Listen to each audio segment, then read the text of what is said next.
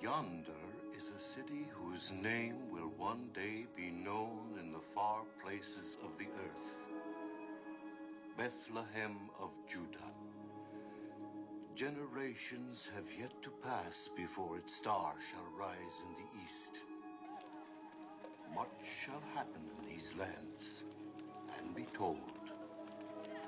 For nearby, across the Jordan, in the land of Moab, lives a people who of old have hated the God of Israel and who serve a God of stone, Chemosh, thirsty for the blood of the young and the innocent.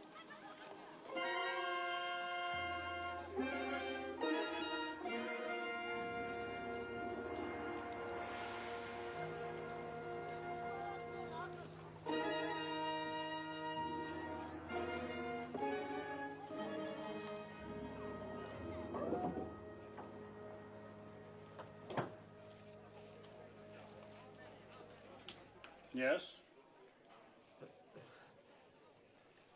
Are you giving her to be raised in the service of our God? But you pay something. Only when there is want. Well, there is want, bad crops, sickness, can't feed my family.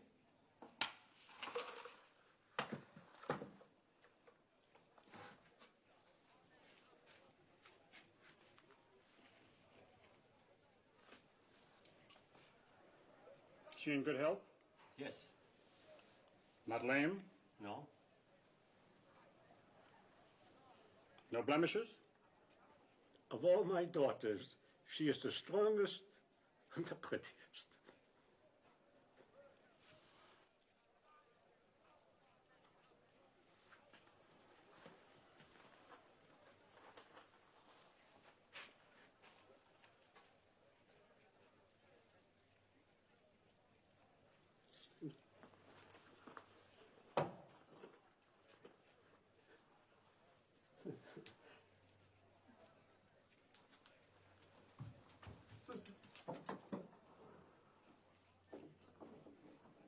What is your name?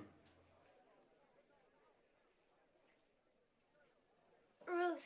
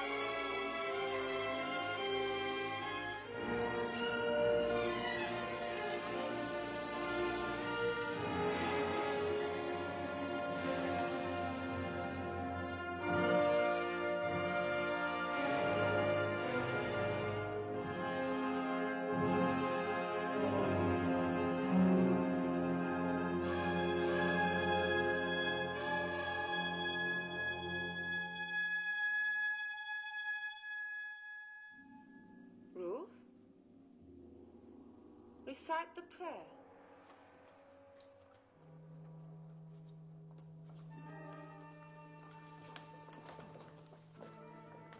Chemosh is good.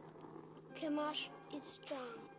He is the force of life, the bringer of victories, the shield against our enemies. To one among you will soon come the greatest honor that can fall to the daughter of Chemosh, an endless honor, a glory forever. The high priest of all Moab will judge of you.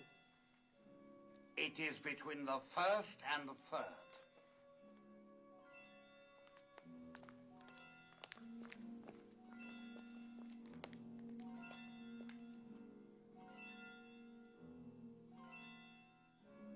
this child. See that she is properly prepared.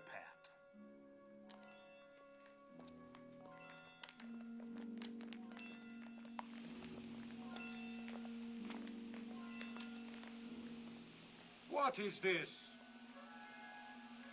I've not seen it before. She should not have been permitted to go before Lord Heddock. You know very well there must be no mark or blemish of any kind. It was not there a moment ago. Look! I have no blemishes. Very well. Take the other child. My lady, it's going away. It's almost gone. The high priest has chosen her to be sacrificed, and that is the end of it.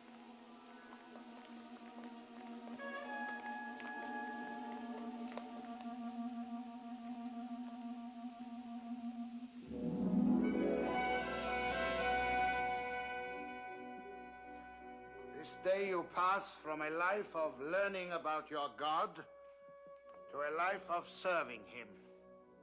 Your first duty will attach to our yearly ceremony of sacrifice.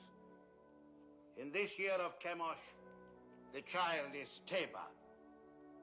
Among you shall be shared the honor of fitting her for immolation. Obey your rectress in all things. You will return now to your chambers.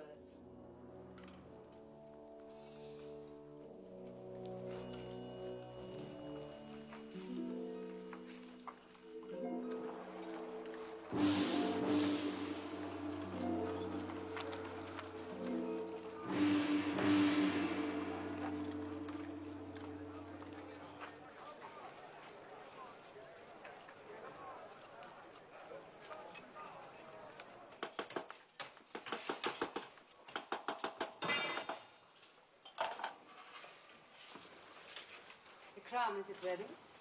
Your Beneficence.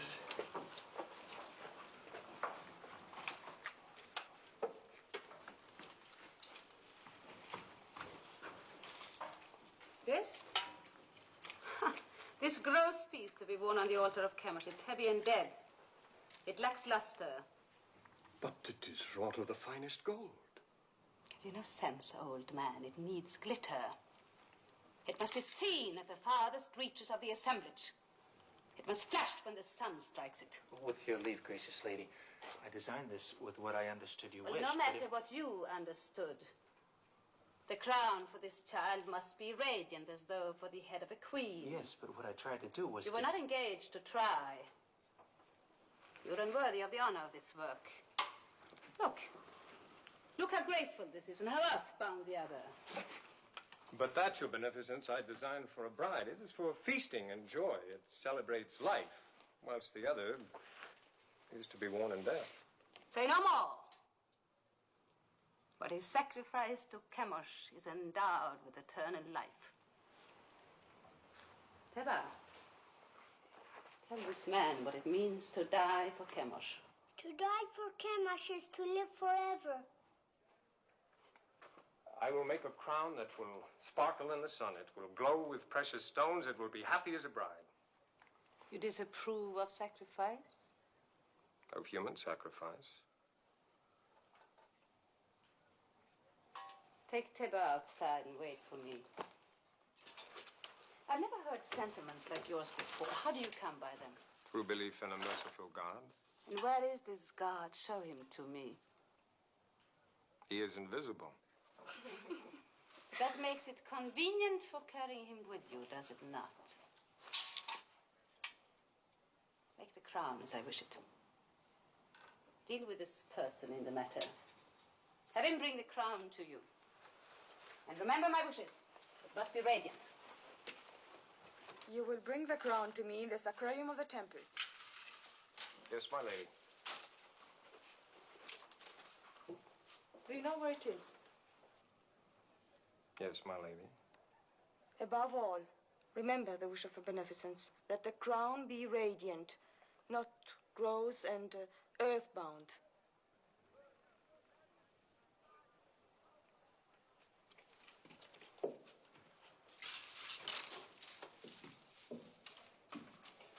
Radiant, lacks luster. They have mountains of gold and palaces full of jewels, and they must use every bit of it. Never mind their gold and jewels. Why don't you learn to hold your tongue? You know how sensitive they are about human sacrifice? Not sensitive enough. Their ritual is their affair. You had no right to raise your voice against it. Father, the thought of killing that child... Keep such thoughts to yourself. Don't spoil things for the rest of us. No, don't be foolhardy. We are still Judeans and they are Moabites. Don't forget that. They won't. But, Mother, they don't even think of us as Judeans. Look at Orpah, Moabitess. Didn't she marry me? Aren't we accepted? That is your happiness. You did speak foolishly, Maloney. But I'm glad of it.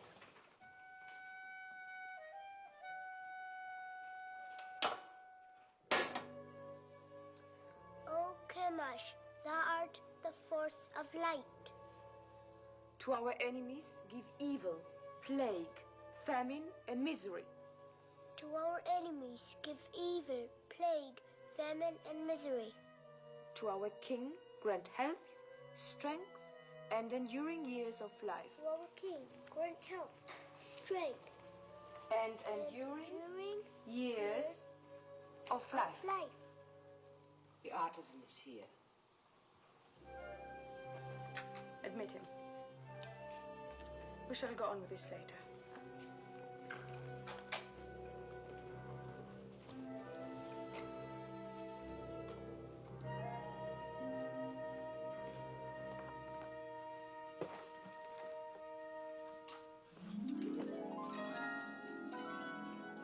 Fine.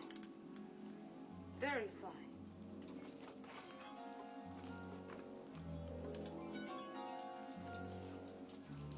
That too. Show me the rest.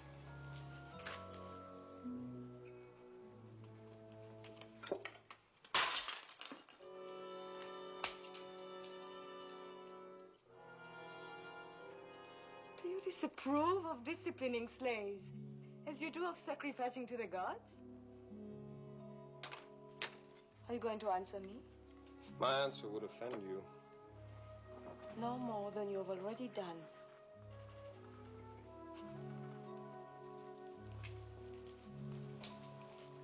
It is not wise to be lax with servants. It only encourages disobedience. One must be strong with them. You disagree? I never confuse gentleness with weakness, my lady.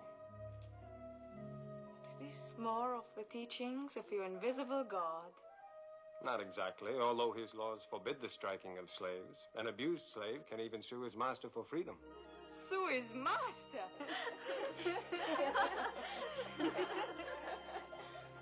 This God of yours, has he a name? He is known by many names. Elohim, Adonai, Jehovah. It matters not so long as one knows he exists. And I do. If he's invisible, how do you know he exists? Is it his invisibility that amuses you? Among other things. May I ask a question in all deference? You may. Suppose you wish to pray, but you're not near an image of Chemosh. Then I go to him. Well, suppose a soldier of Moab is wounded on a field of battle and cannot get to an image of Chemosh to pray for his life. Then he thinks of Chemosh. But the Chemosh he's thinking of is invisible at the time he thinks of him. In my work, gracious lady, I have sometimes repaired your God. Isn't it hard to believe that a God who cracks and crumbles and can be repaired by a mere artisan like myself can be the same God who makes the birds sing and the sun rise and set? How can a God whose own head gets broken mend the broken heads of his soldiers?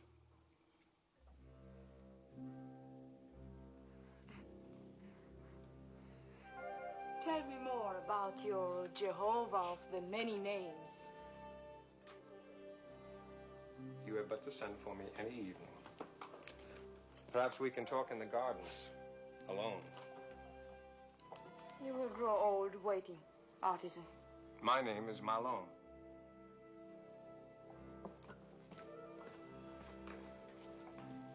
An impudent merchant. What else did she say beside fine? Oh, nothing important. It was all genial.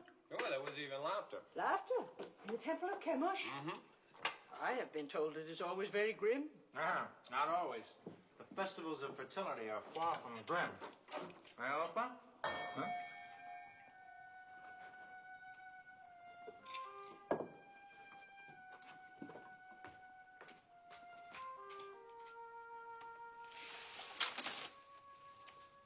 Is this the house of Malone? It is. Enter.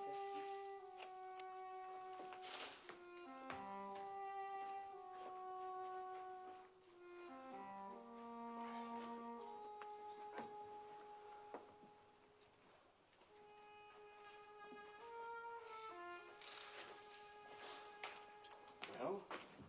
A message for me from the temple. I've been sent for. Something about our work? No, nothing like that. The girl. Well, well. The young priestess. She sent for you? Be careful, Malone. Even for a Moabite, it would be dangerous. For a Judean... Oh, you make much of nothing. Have no fear, Mother.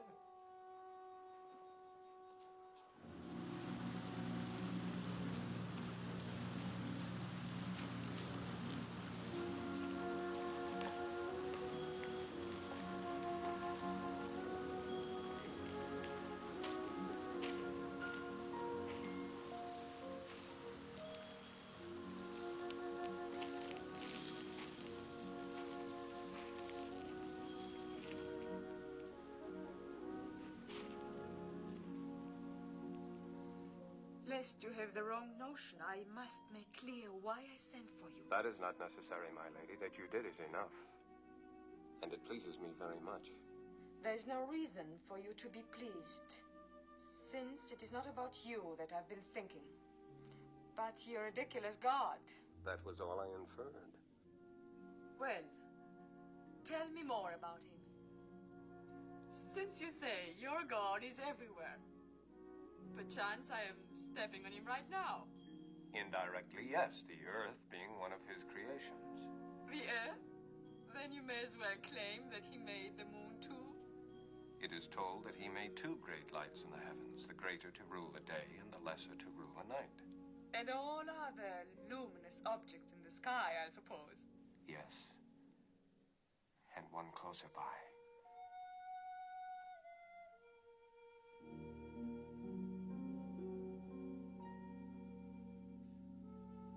Why do you look at me like that?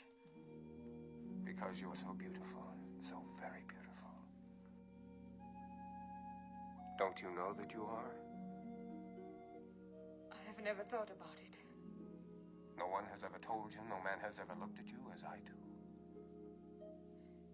If he has, I have not seen it. You were not watching for it. Isn't it pleasant, even for a priestess, to be told that she is beautiful, especially when it's true? Is beauty so important? The beauty that's within, as I know it is with you. How do you know? I'm older than you, and the years teach. Your teachings are strange to me. I will hear no more of them. Don't be afraid of what I'm saying. But I am afraid.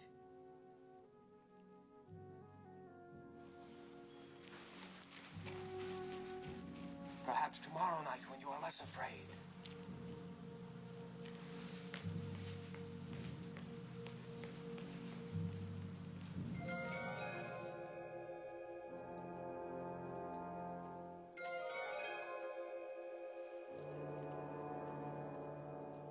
You are so young. You could be so beautiful one day. What's wrong? Nothing. Just that I'm so happy for you.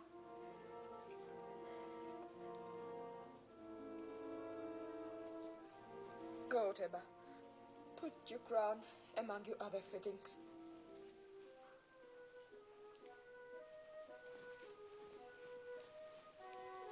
What are you doing here? You haven't dismissed me. What's wrong with telling a child she's beautiful? Nothing, my lady. You may go. Kira. I am sorry I struck you the other day. Thank you, my lady.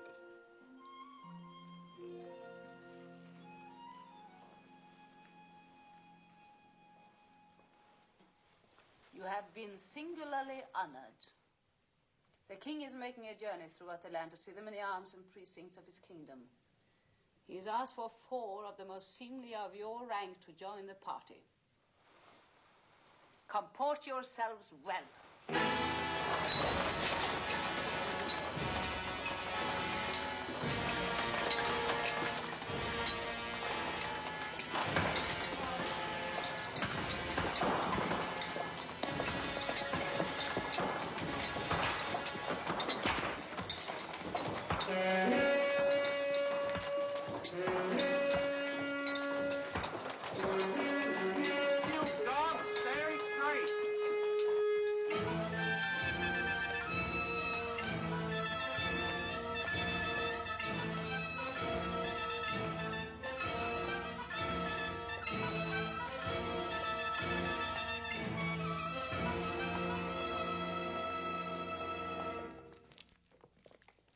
This will stand to exalt your greatness for all time, my king.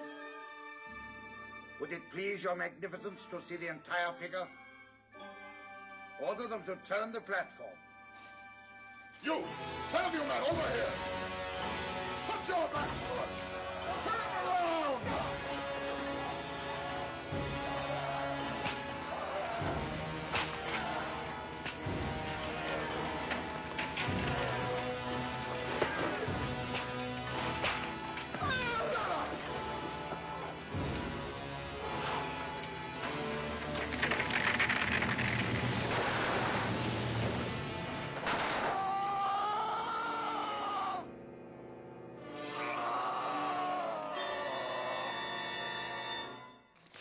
I've seen enough.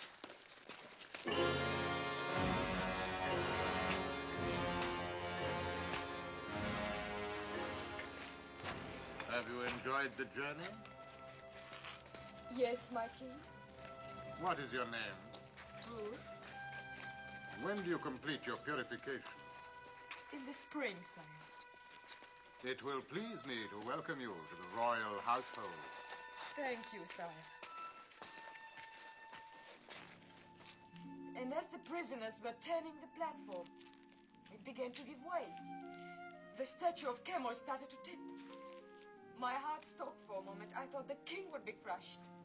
But luckily the platform held. And only prisoners were crushed? Yes, 3 of them, squashed like insects. It must have been exciting. Oh, yes, it was. Aren't you pleased to hear of my experience? Fascinated. But I haven't told you the best. His Magnificence the King actually spoke to me. He asked my name and how long before my purification would be complete. When I told him, he smiled and said, "You would be pleased to welcome me to his royal household." All in all, a memorable journey for you. You disapprove. I wish I'd never let you come. Why? Why, Ruth? Because you disturb and confuse me. I've been raised to serve Chemosh. He is my God, my only God, and he's been good to me. How has he been good? No, I'm not challenging you. You mean he's given you comfort and position? More than that, much more. Tell me. For one thing, when I was a child, I was chosen to be sacrificed. Suddenly, a blemish appeared on my arm, so they did not take me. But no sooner did another child replace me than the blemish faded. Chemosh had spared me. Perhaps it was a higher god than Chemosh who spared you. Besides, I thought being chosen for sacrifice was a coveted honor, yet you speak of being spared from it. You've confused me, so I can't think. I would rather give up the most important thing in my life, the joy of seeing you, than bring you distress. Shall I not come again, Ruth? No. But please, Malone, no more talk about your people across the Jordan who are forbidden to punish slaves, who cannot beat the animals or even harm a bird's nest. Please, Malone, tell me no more about your strange God with so many names and no face.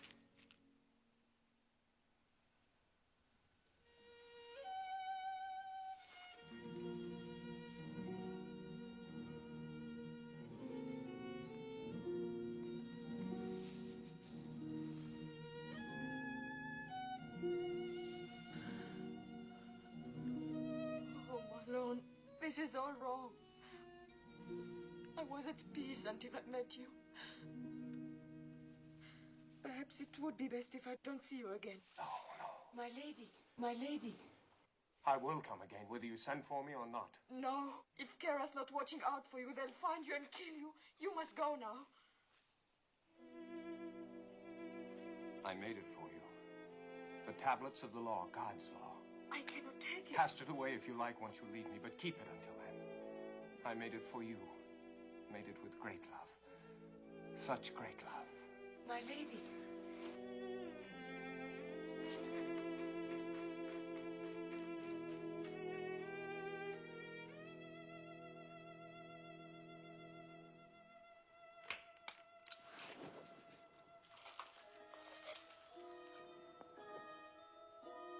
What is it, Teba? I had a dream. Come, tell me about it. A golden bird came through my window.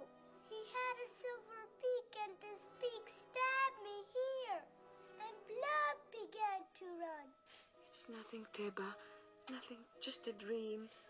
There are alien gods who are jealous of you and envious of Chemosh. They try to frighten you with a bad dream. No, but they will fail, because Chemosh protects you.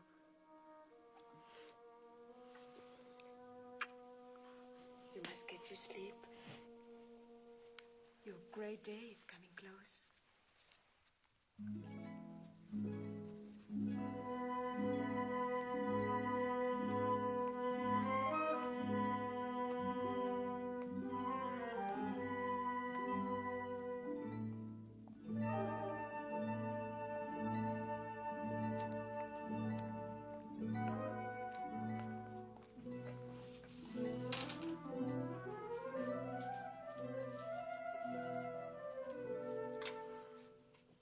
My Lord Haydock.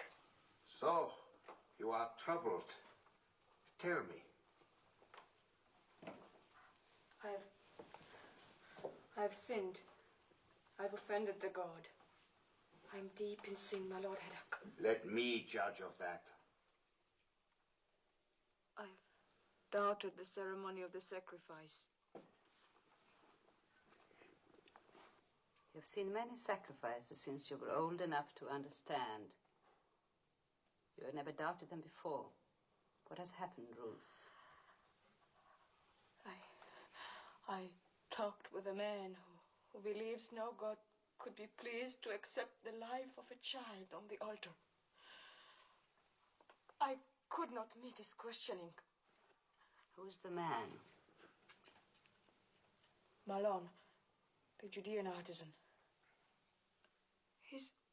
He's a gentle, a kind man, and that makes my burden greater. You have given heed to one of our old enemy.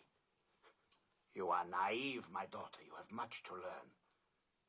Ruth, do you not know in your inward heart that this sacrifice of the virgin child is wholesome? Yes. That it brings fertility to the land? Yes. Do you not know that this sacrifice purges our land of sins and sustains us against our enemies? Yes, my Lord. I know all this in my inward heart. The ways of Chemosh are not to be questioned. Yes, my Lord. You have found favor in the king's eyes. In the spring, you will be a priestess of high station. You may even become one of the king's consorts. You still have misgivings, Ruth? No, my lady. You are going to be stronger for your experience. Remember, you have the exalted honor and duty of leading the child Teba to the altar tomorrow. Be at peace with yourself.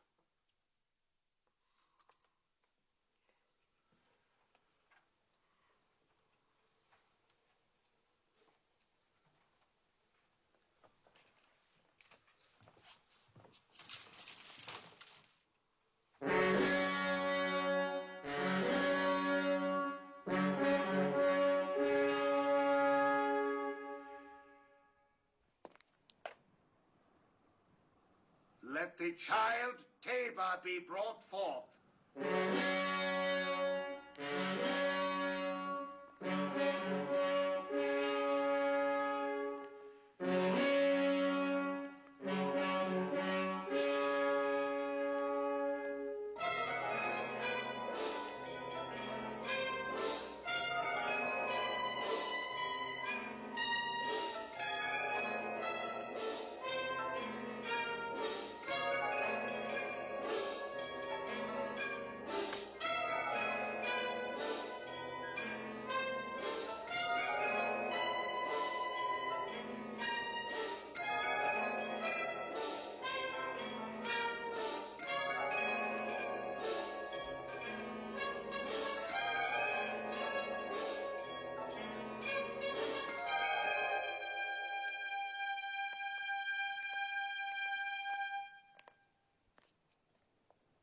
Now, my child.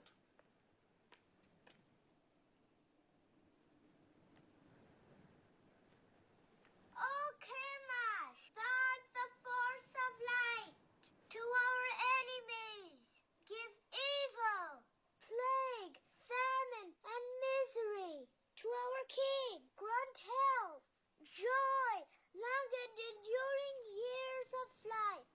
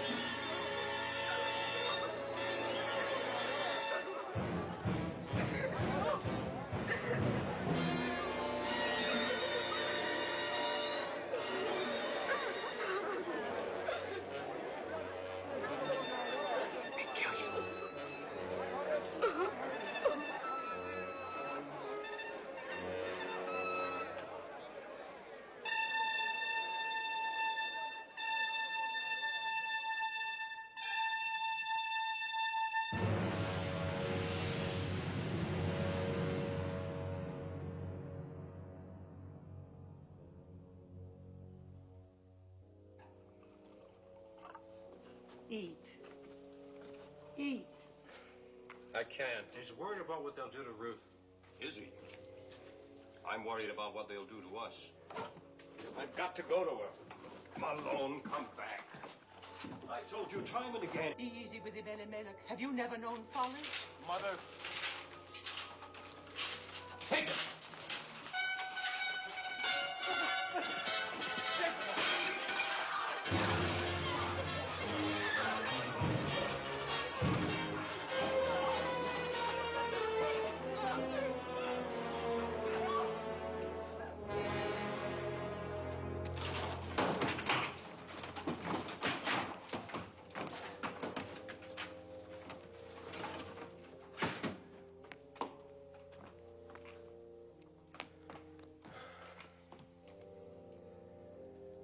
It is my doing.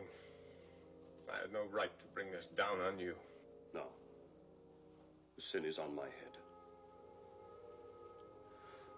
I am punished for leaving our people in Bethlehem in time of trouble. I was rich, but denied the poor. I had bread, but denied the hungry. I had substance, but took it with me. Let's not cast lots for blame. We're past that now.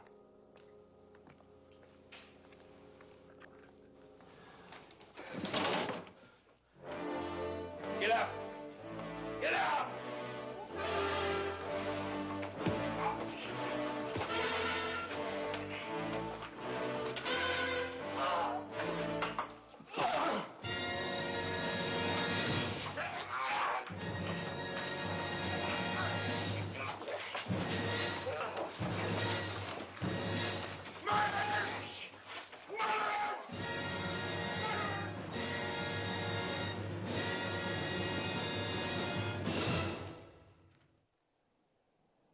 Prisoner, did you have secret meetings with the daughter of the temple?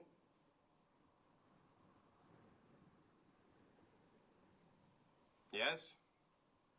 Did you speak to her of an invisible power? Yes. To what end? That she might learn of a God to whom the killing of innocent people is an abomination. The killing of what innocent people? Tabor. And all children slain on the altar of Chemosh.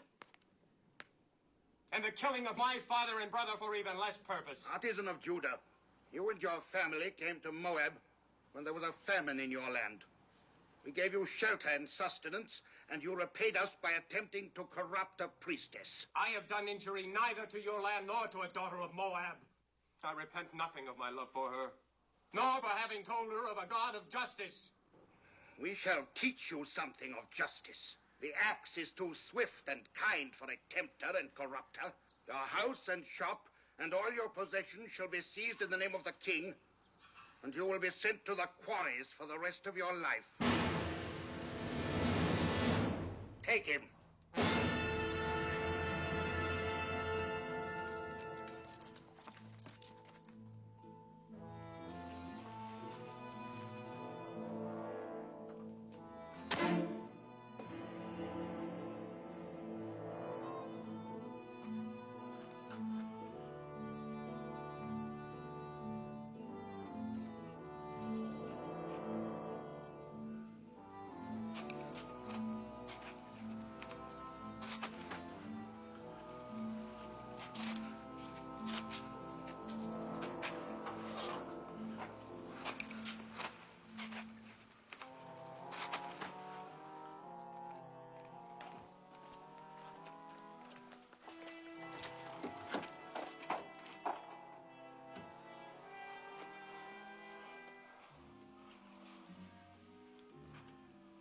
I hope your isolation has cleansed from you the blasphemies of the Judeans. Well, has it not, Ruth? Have not 6 months been long enough to purge your thoughts? Surely you would not want more time by yourself. No, my lady. I should not. Good. I bring you happy news. Chemosh has smiled on you. Thanks to the gracious intercession of the king, your privileges have been restored. Tonight you will leave this room. Tomorrow you will begin the month of ultimate purification before you enter the king's household. You are to call on me for the services of my office.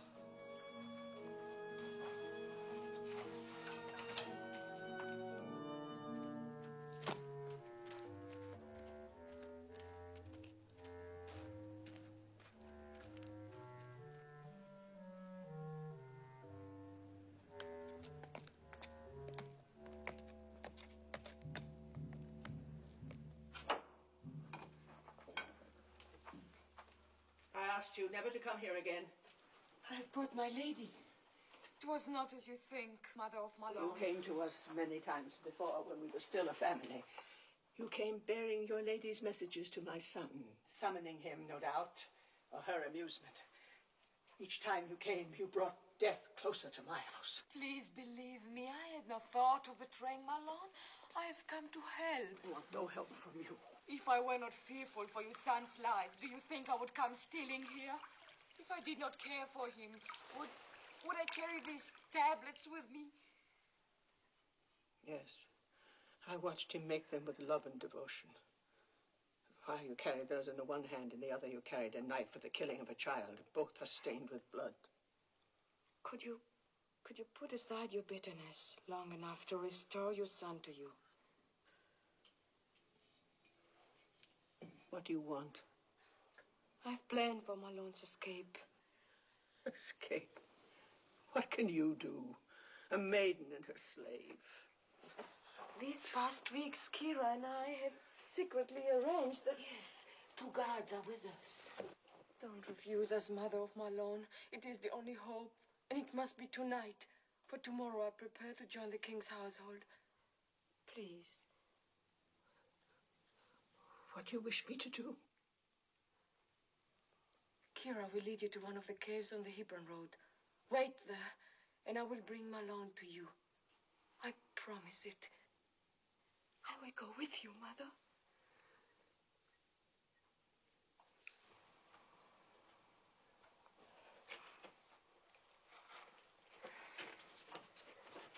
May the Lord guide you.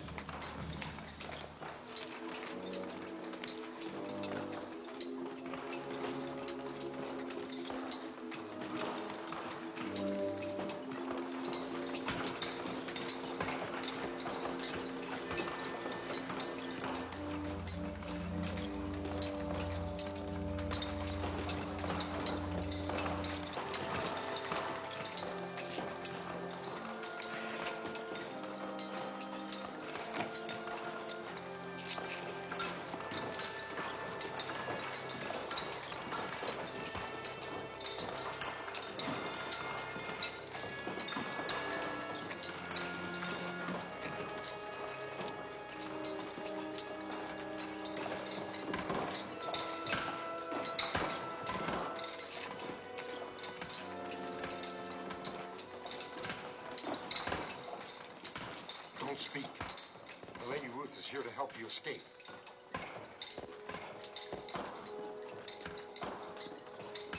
Follow me.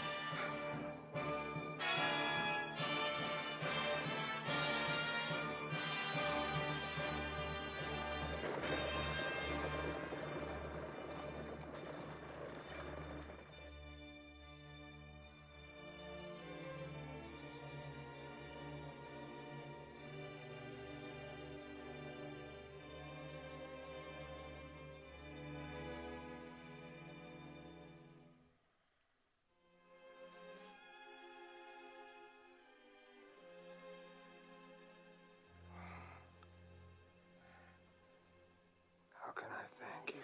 You must not think of that. I love you too much to die. Of course you won't die. My body wants to. My bones ache to die. Think only of living. Live so we can marry.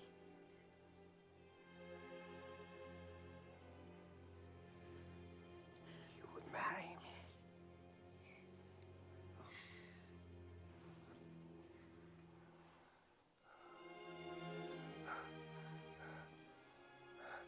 Mother. Papa. Carry me into the light. It won't do to be married in the dark.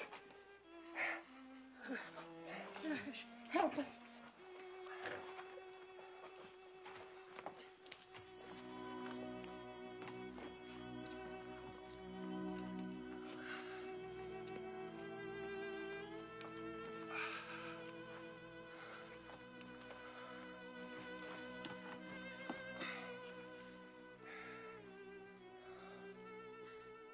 I have nothing to bring to you, Malone.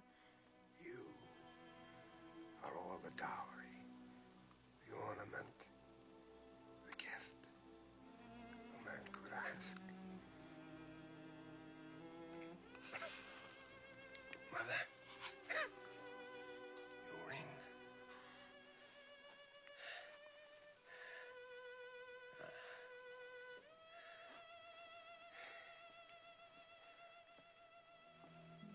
I take you, Ruth, for my wife,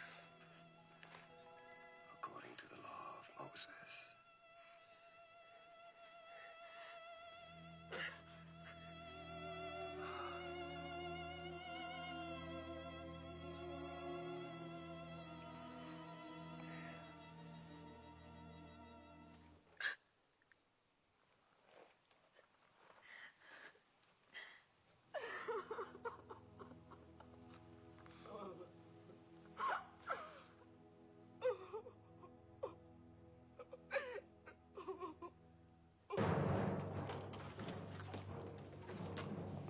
We have scoured the city. The priestess Ruth and the prisoner are nowhere to be found. They seem to have vanished from sight. Vanished, yes. But in what direction? What direction, my lady? If you were a priestess and had just opened the prison gate for a cursed Judean, where would you go? Judah, I suppose. Ah. Then suppose you and your men set out and overtake them and bring them back. I will try, my lord. Indeed you shall. Now go.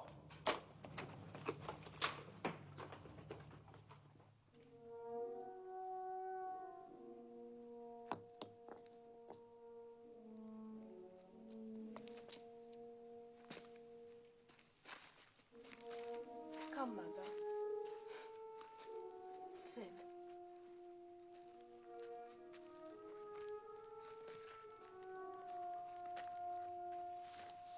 Rest. I will bring water.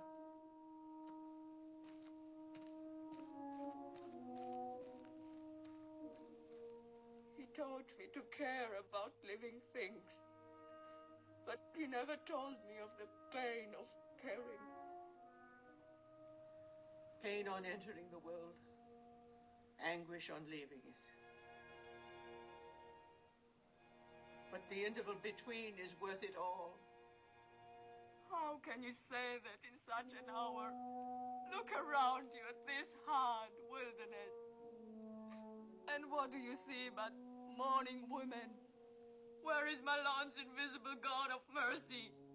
Where are his blessings?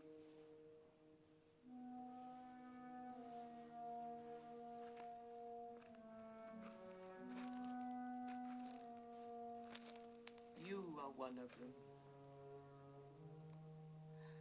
You gave my son joy, and you sent him away with peace in his soul. I am grateful, my lady. Could you find it in your heart to call me Ruth?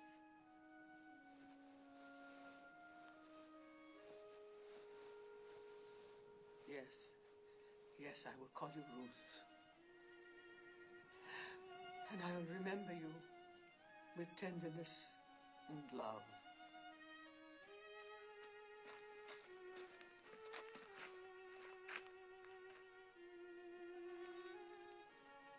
Well, now, Mother, where will we go? There's only one place I can go, back to Bethlehem. But you, my daughter... I shall go with you. Oh, why should you come with me? You are pretty and young, and many a good man of Moab would wish to marry you. And your mother and father will love you even as I. We'll want you by them to comfort their old age. Return, Orpah.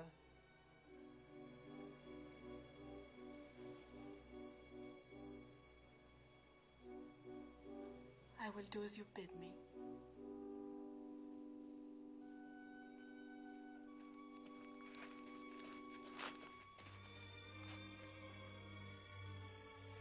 Farewell, Ruth, and may the Lord bless you. I'm not returning. Kira? My lady. You still have kindred in Ammon? 2 children and my father. Then go to them. You are free. Free, my lady? Yes. And I thank you endlessly, my faithful Kira. Goodbye, my lady. Peace, mother of Malone. Find joy, Kira. If you are not returning, then where will you go? With you? With me? To Bethlehem? It's a long and hazardous journey. And who knows, you might even be pursued. And then Moabites in Bethlehem might not be welcome. You must go back with Orpah, my daughter, and may the Lord deal kindly with you, as you have dealt with the dead and with me. I entreat you to return. Entreat me not to leave you or to keep from following you. For where you go, I will go. Where you lodge, I will lodge. Your people shall be my people. And your God, my God.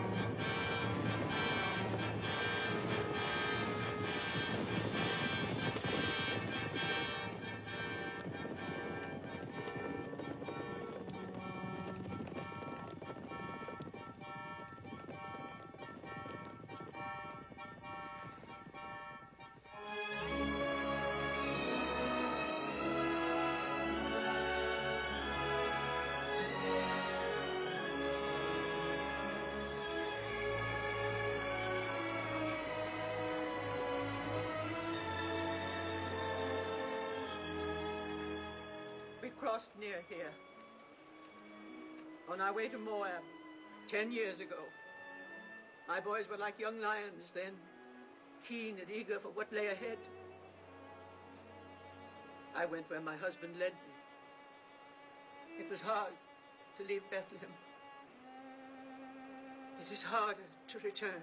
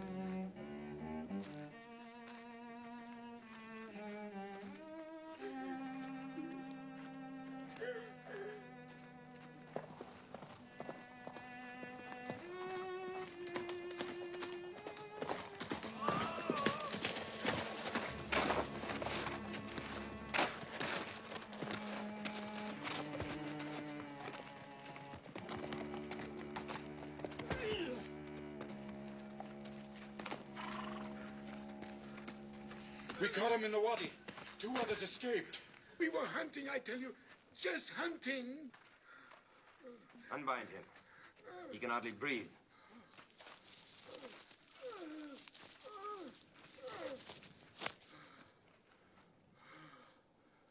Perhaps you can help us. These sheep. How do you suppose they died? Maybe from disease. I heard that pestilence is spreading. And the shepherd boy. Did he die from the sheep's disease too? Maybe the sun. The sun! Yes, it is hot. You look thirsty. Have you no regard for a thirsty man? Don't you know the teachings of our fathers? If your enemy is hungry, give him meat. If he is thirsty, give him water. Thank you, Master. Thank you.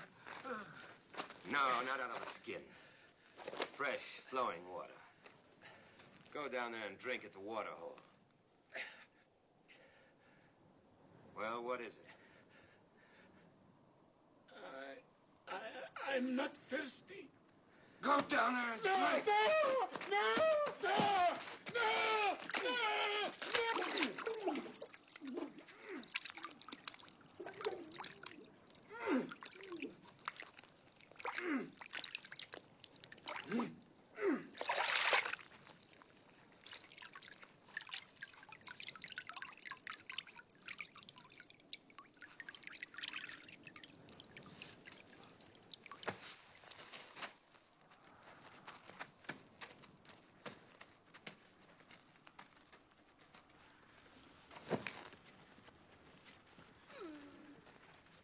So should it be to all Moabites.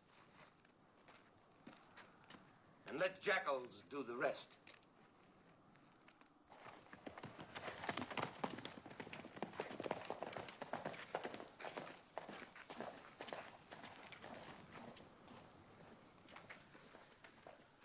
Poor welcome for you to Judah.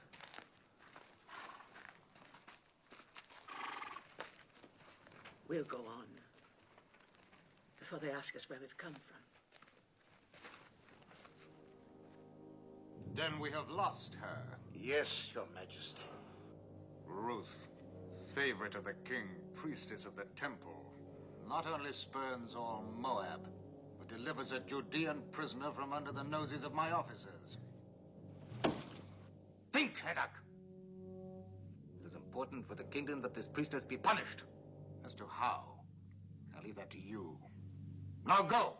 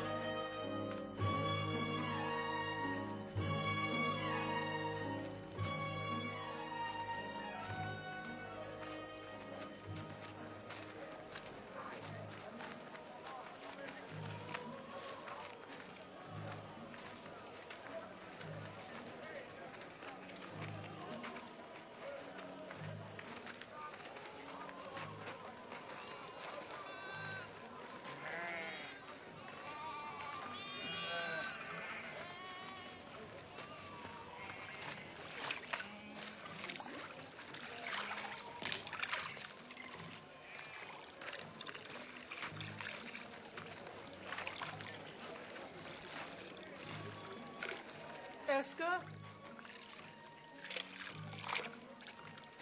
Do you remember me? Is this Naomi, wife of Elimelech? Widow. The Almighty has dealt very bitterly with me. It does not go easy with me either. My Gavram died and I'm alone. Now I must glean in the fields like other poor people. Still, it's better than starving, even though you eat only what you pick up off the ground. My daughter-in-law. Welcome. You are from one of the northern tribes? Benjamin, perhaps? No. I am from Moab. Moab? Oh, don't speak of it. You think you're better. What with the drought? Oh, there's enough bitterness here, too. But where are you going to live? If our old farm is still standing. Oh, it's all gone to ruin. The well is dry, and the house. But still, it's away from the city. And for you, just come from Moab. It's just as well not to be seen much. Eska, are you coming? Yes, I'm coming.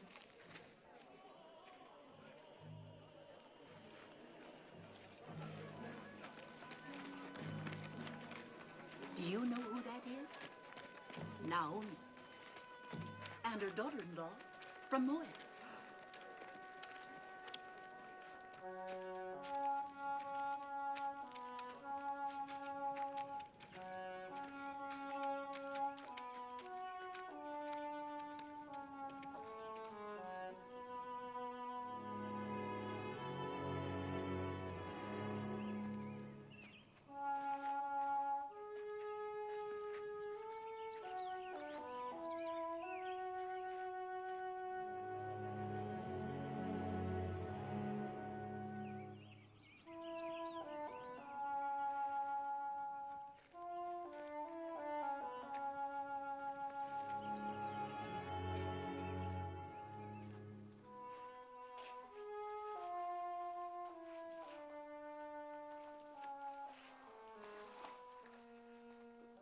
Yes. After your comfort in Moab. You have taught me there are other comforts. Not even a scrap to eat. My husband had 2 kinsmen here, Boaz and Tob, both men of means. Tob would only rebuffed me. My husband was unkind to him. And as for Boaz... What about Boaz? It pains me to tell you, but he was the man at the border. The one who forced the Moabite to drink. Then don't go to either of them, Mother. But how will we live? That woman rather well. If she can get along by gleaning, then so can we. You glean. They'll let me glean. It's not a question of letting. The law gives widows and poor folk the right to glean, but I wouldn't let you. Widows and the poor. Then I'm entitled twice over.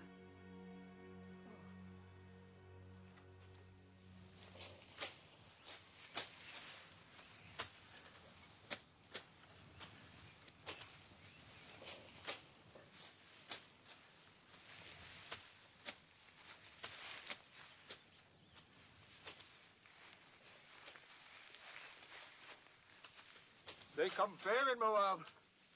And from what I hear, they go loose. Shut your mouth. I'm sorry I told you.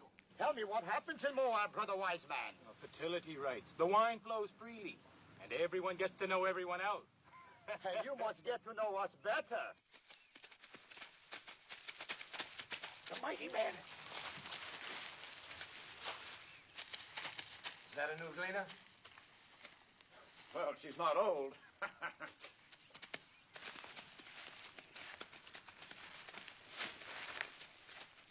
I am Boaz. Welcome to my field. Thank you. Do I have your consent to gather after the reapers? On one condition. That you glean in no other field, but stay fast here. You improve the look of the crop. And considering the drought, that would be very helpful. Have my men been annoying you?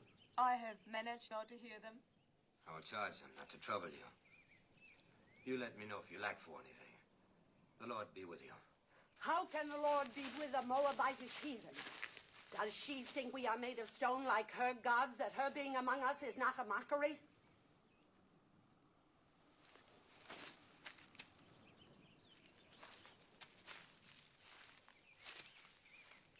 You are a Moabitess? Yes, What are you doing in Judah? I am the widow of a Judean. You think that makes you one of us? There is a law here that we shall treat strangers as we do ourselves, even Moabites. It is not my favorite law, but I obey it. Do you obey all your laws so grudgingly? Our hospitality is not without limits. Just make sure you worship none of your hot-bellied idols here. We are very short with idolaters. Would you then put my head in a pool of poisoned water? What do you know of that? We saw you work justice in the border village. Who is we? My mother-in-law and I. Naomi, widow of Elimelech. I came with her from across the Jordan. On this side of the Jordan, we do not coddle murderers of children. My husband told me that your law requires at least 2 eyewitnesses to any mortal crime. Where were your witnesses? I will not be preached to by a Moabitess, especially one whom I suffer to glean in my field. Suffer no more. I have a widow's right to glean here. I do not need your consent. The only kindness I ask is that you and your hirelings leave me to my work. So be it.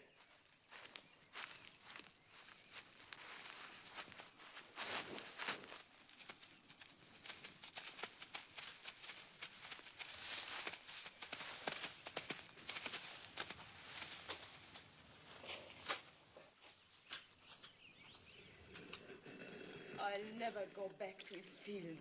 I'll glean elsewhere. I'd rather eat grains of sand than his barley. I don't understand. The folly, the blindness of hating all of the people. As though Moab were a great serpent and every Moabite a serpent's egg. You spoke of another kinsman. What is he like? So, the stars are not as distant as that man. In what way? In every way.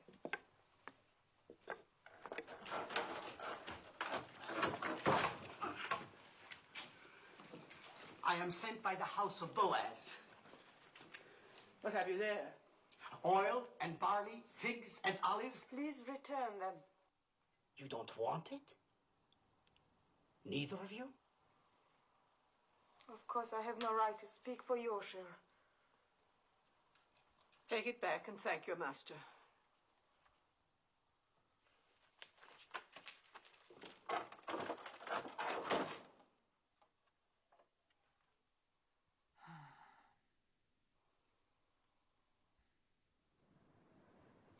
Which of the two refused? Both? What did the young one say? The young one? Please return them. Return them, huh? Well, they'll accept these provisions and more.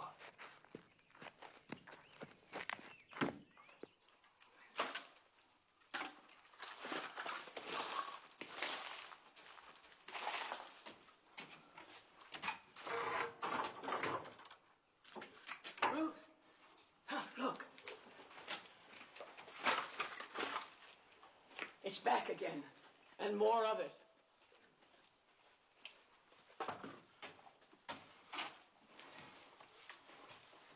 Lord be with you, Naomi. And welcome home. Thank you, Boaz. Sorry to hear about your family. Am I to take this as some kind of apology? For what? For publicly insulting my daughter, Ruth? As the Lord lives, you insult me and say I owe you an apology? I don't like an offer of food thrown back in my face. I don't like charity thrown in mine. Who gave you the right to tell Ruth she was not welcome? Oh, we Judeans were born and raised into that right. I cannot pretend to welcome anyone from her land. Then don't pretend to welcome me. You're a Judean. So is she. She's a Moabitess, a stranger. You choose to forget the law that strangers must be welcomed among us. Be that as it may.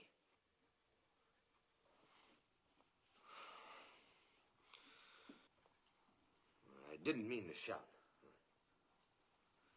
This is no way for a man to welcome a kinswoman. I spoke in anger. So did I, Boaz. For years, I've carried a warm image of you in my heart. I'm disappointed to find you changed.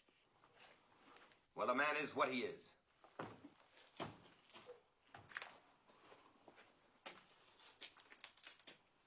Let him be what he wants to be. In the meantime, no use leaving this food for the ants.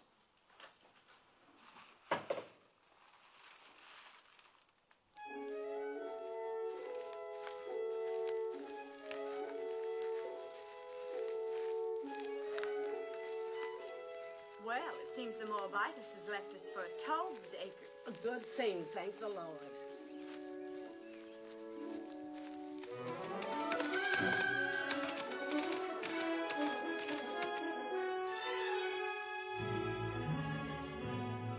Is that Boaz riding up? Yes. Think of the honor, Hophim. As though the Holy Ark itself were coming to my door. Let old wounds be.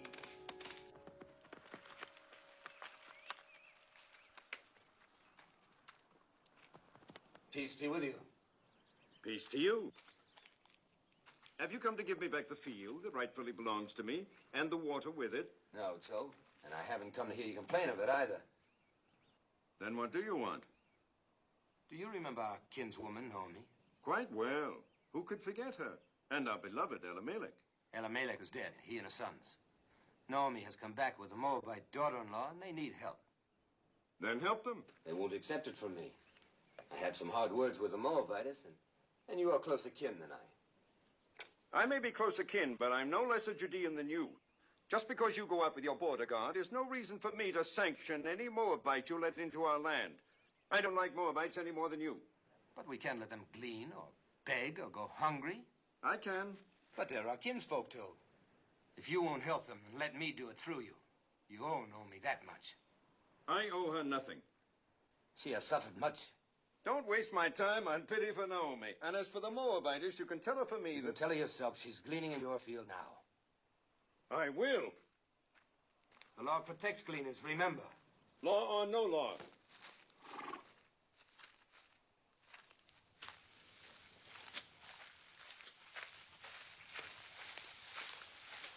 Where is the Moabitess?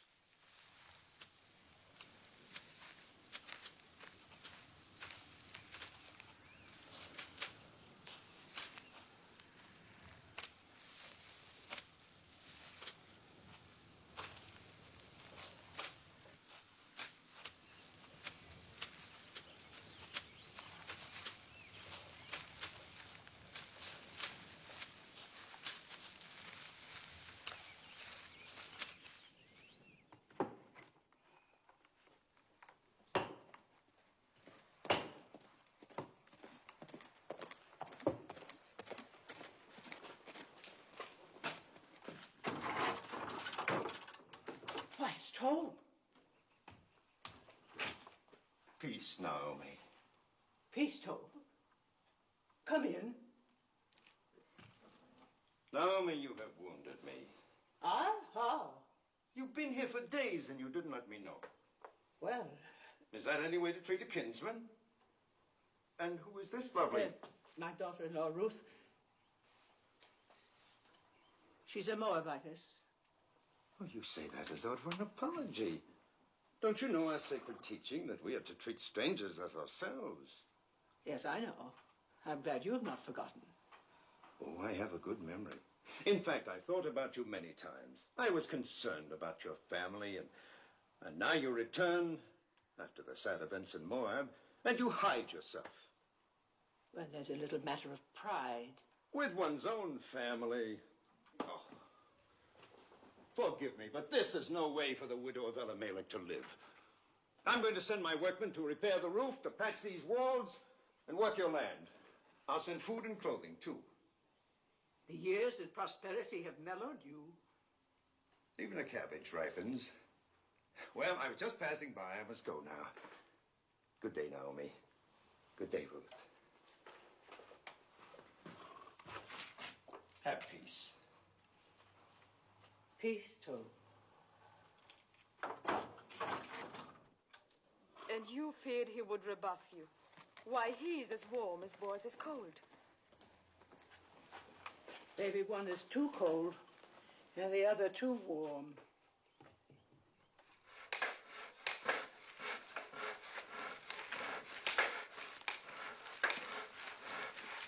Naomi! Oh, never carry such burdens. While I'm away, you must let my workmen do it for you. You are leaving?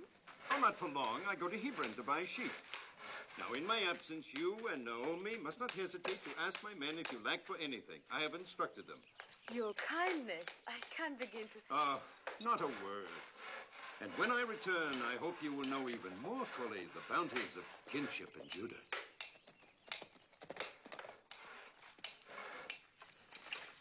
Naomi.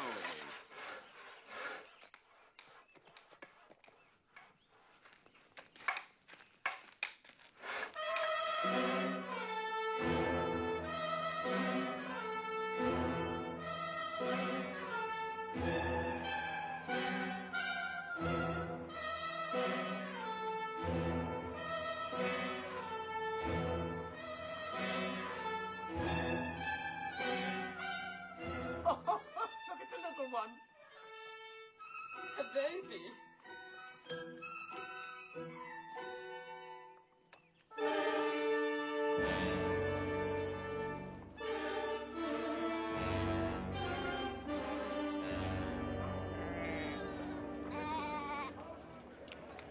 Where we come from, it's being said there is an idolatress among you. Moabite priestess. There is no Moabite priestess here. You do not speak like Judeans. Where do you come from? From Reuben, near the border of Ammon. Well, what is it that you've heard in Reuben? I heard this idolatress came with a Judean woman. Said to be the widow of a man named Elimelech. She means Naomi. Naomi did bring a Moabitess with her. What business is it of you people in Reuben? Who comes here? No business at all.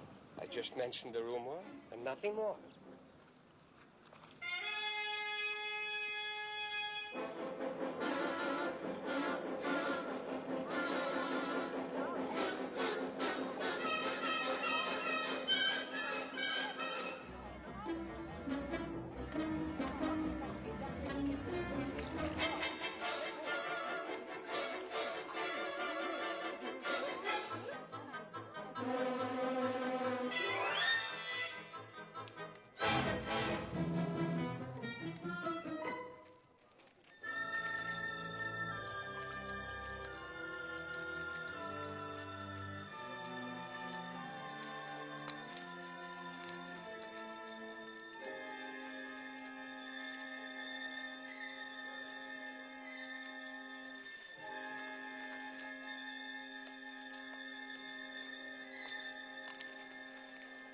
Water is scarce. We have none for idolaters. Why don't you ask your stone god for water? She's an idolatress. Curse her, Ben-Hadad. Call the vengeance of God down on her. Idols. God has said you shall make no idols, nor set any image of stone in your land. If you despise his statutes and abhor his judgments, you shall lose your children. Your cattle shall be destroyed. Guilt is written across her face. She can say nothing. Where are your idols? Take your stone idols and leave our land before God strikes you dead. You are a hateful woman. You're not worthy to speak God's name. Leave her alone. Get along. Don't stare. You got your water, then leave.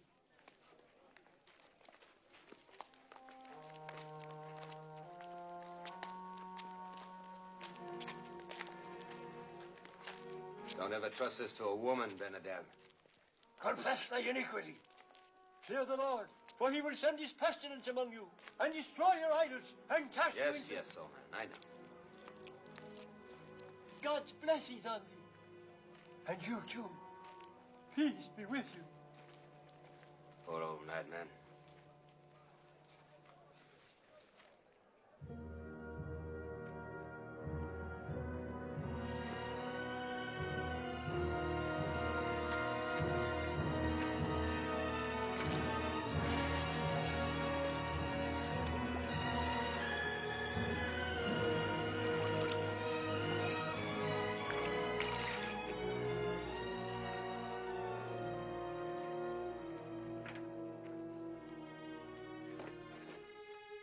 Thank you, Boaz. Thank you for your kindness.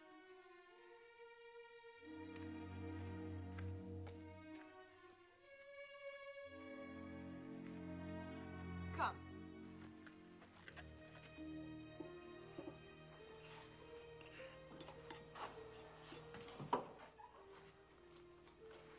Since I bring nothing with me this time, perhaps you'll not turn me away. We turn nobody away who comes in peace. Come, break bread with us. Thank you, I've eaten. Then sit and join us. I've been thinking about what happened at the well. Why? What happened? Well, nothing really. We simply met there by chance, and I asked if I could come by. I should have mentioned it was Boaz who caught the runaway. The donkey. Yes. Well, don't make me a hero. The beast came running at me, and... Oh. And so in gratitude you invited our kinsman to visit us. Well, I'm pleased. Perhaps you'll have some wine with us, Boaz. Excuse me.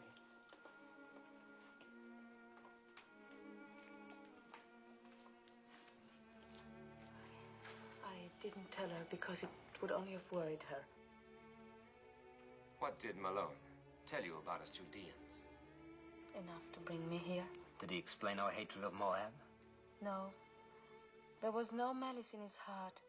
He hated nothing except cruelty. Well, there has been a long, hard history between our countries. Wars, loathing of each other's gods. Some of us lost parents and brothers to Moab. Others lost children, as you saw on your way to Bethlehem.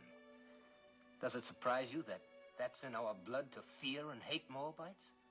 And you are content with that? I was. Was? I used to think that hate belonged in our blood. And now? Now I'm not so certain. But others are, though. Only a few. Those who forgot the teachings of our fathers. And those who were as bitter as I was. Like the women at the well. Yes, and that's why I've come here. You must leave Judah, Ruth. At least for a while. Go north to one of our other tribes, where people are not molested by Moabites, not inflamed and ready to cast blame on a scapegoat. Go, Ruth. I will see you and Naomi safely there. No. Naomi's home is here. If she and I are strangers in Judah, we should be even more alien elsewhere. Besides, would another tribe be any quicker than your people to believe why I left Moab and came to this side of the Jordan? Why did you come here, Ruth? Because you love Naomi? And because I saw a new light in her beliefs, in her God.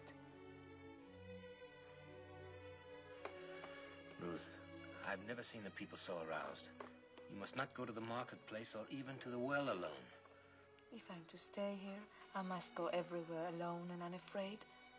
Oh, they'll think I'm all they suspect of me. After a while, perhaps, but not now.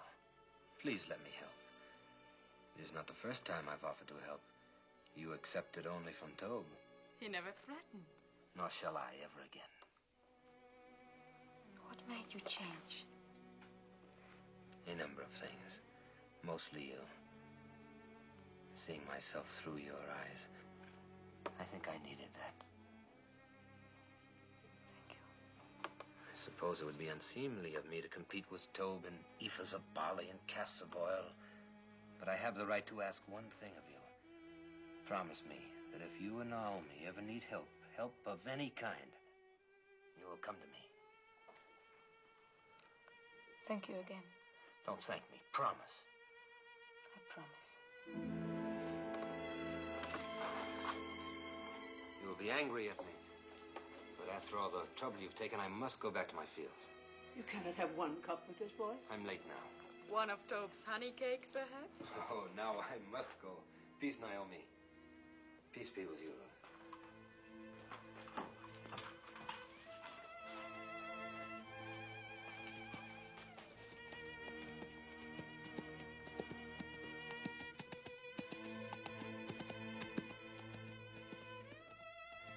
That is the Boaz I remembered.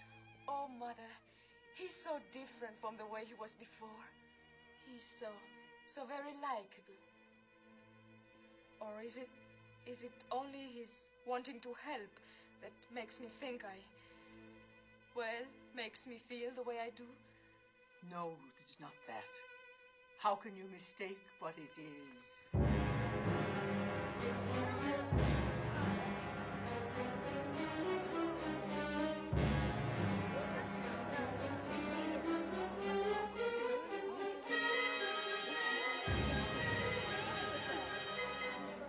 What do you want here? Who gave you the right to trample on my grounds? Where are the idols? Bring out the idols. There are no idols. You brought that idol worshiper into our midst. Tell her about the wells. Our cattle are dying because of her. What are you saying? Why because of her? God has shown his anger ever since she came. Yes, and if our children suffer from this, their blood will be on your head. We'll all perish unless you rid us of her. Come, the idols are in the house. Not one more step. If you have complaints, take them to Shema and the elders and let them judge. And leave us alone. Indeed, we will make our voices heard by the elders. And when we're through with our complaints, there'll be very little comfort left for you. Or time for you. Come, let us go to Shema.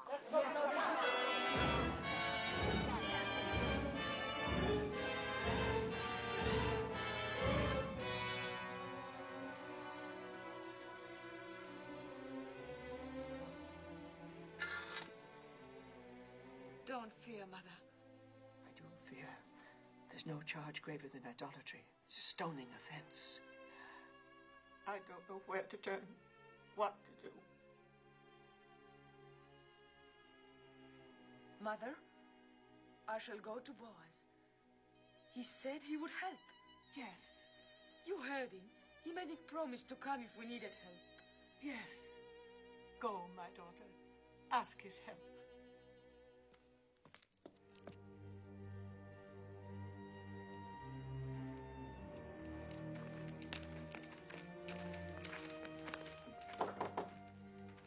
You have come to see my master?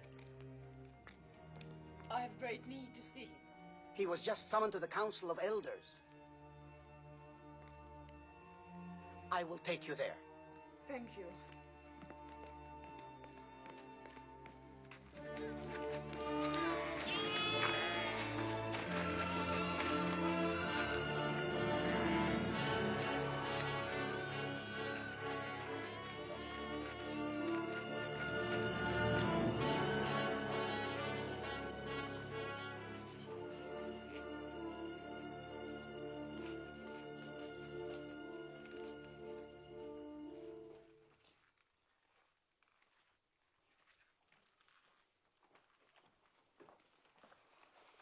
I know what happened.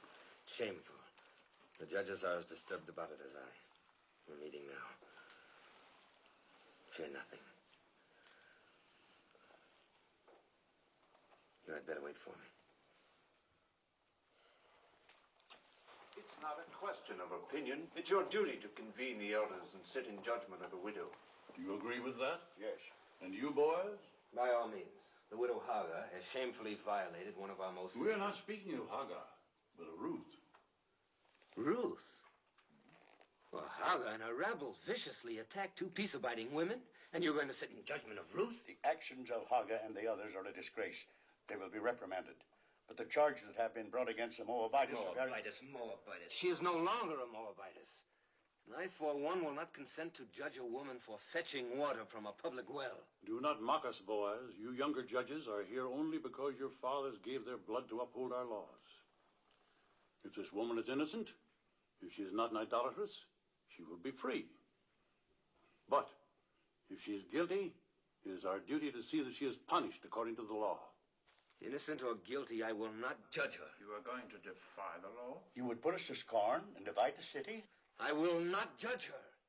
Boaz, the people count on the wisdom of their elders to seek out truth. Do not contemn the judges of Judah. Ruth is the daughter of my kinswoman, Naomi. I will not judge her. How little you fear God. What if Abraham, when God commanded that he sacrifice Isaac, replied, "No, Isaac is my only son. I cannot do this." Leave Isaac to Abraham and Abraham to God. And leave me to myself. Blasphemy. Then judge me too. What if it is true that Ruth has been a priestess in the temple of Chemosh, as is rumored? A priestess? The wife of a Judean who renounced idolatry? Who of her own free will chose to come among us with her destitute, bereaved mother-in-law? You ask me to believe that this gleaner in our fields was once a priestess of Chemosh? If it could be proven, would you judge her? If it can be proven that Ruth was a priestess in the temple of Chemosh, I will be the first to sit in judgment of her. Will you swear it? I swear it. That's all we ask. I hope it never comes to pass that your oath binds you. It will not.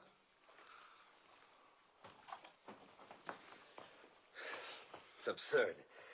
There is a marketplace gossip that you were once a priestess in the temple of Chemosh. I was. But what have they decided to do about those who threaten Naomi? Are they going to judge them? No. To judge you.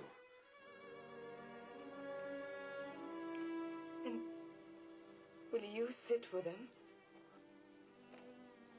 I must.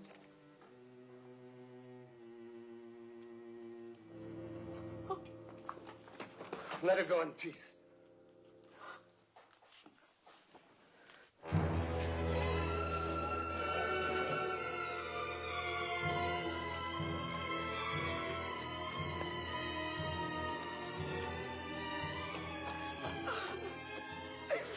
What happened? Boaz. They will not help.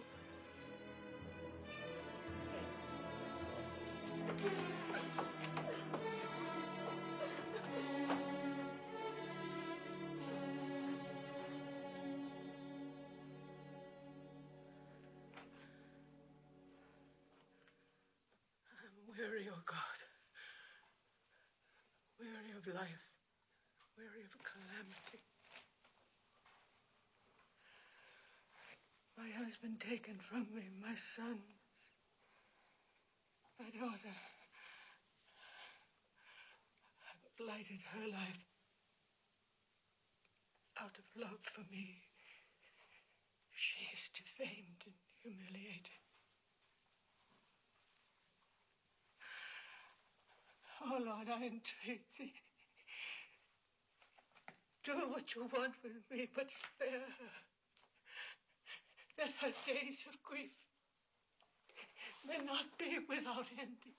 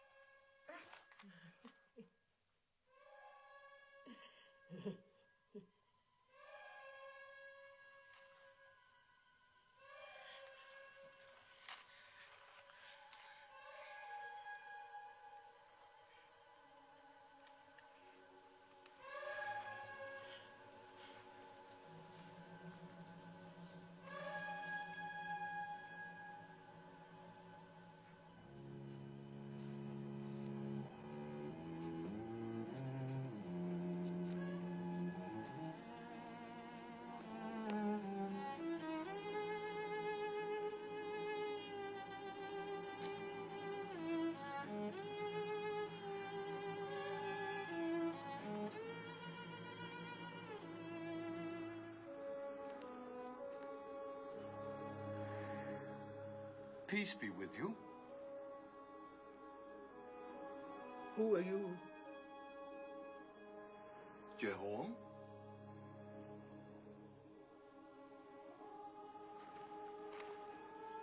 Are you a holy man?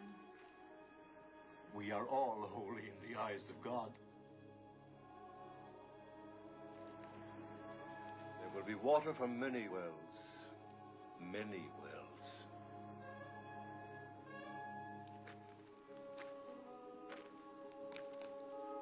Trouble your heart no more. Be strong through this time. For from the widow of your son will issue children, and children's children, numbering among them a great king and a royal house, and a prophet whom many will worship as the Messiah. Can you spare bread for a hungry traveler?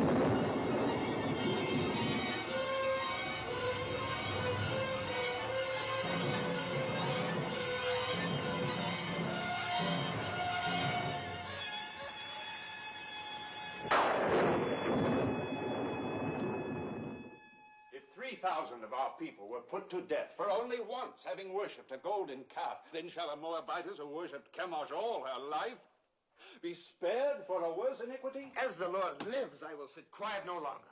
What if she had been a priestess in Moab? She was not then under the law of our land, but of another land. The land that had given her birth, and that was in the far past. She is now a true daughter of Judah. Well, we shall soon find out. Will the Moabitess Ruth deny that she worshipped false gods across the Jordan? So did Zipporah, the wife of Moses, worship false gods. Was not her father a priest in the service of an alien god? If the Lord our God accepts, who are we to refuse? Wait, we shall see whether the Lord our God accepts. Did you instruct children in the rituals of Chemosh? Yes. Did you teach them that to die for Chemosh was noble and good? Yes. Did you lead them to the altar to be slain? Yes. And did you not then stand by and watch their bodies thrown into the flames of Chemosh? Yes.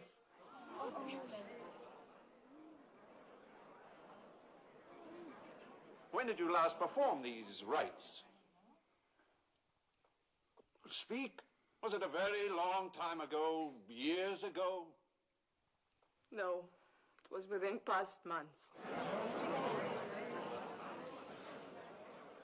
Is this what Boaz calls the far past? Well, Boaz,